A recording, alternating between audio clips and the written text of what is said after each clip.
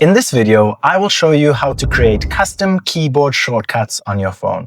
If this guide helps, please consider subscribing and liking so others can see it too. Once you are on the page you would like to create a shortcut for, tap the three dots in the corner, scroll down to Cast, Save and Share, go to Create a Shortcut, then you can name your shortcut. So we are going to name it Guidewise and tap Create. Once it is created, you will find it on your desktop. So when you double click it, it will take you straight to that website. If you found this video helpful, don't forget to like and subscribe for more.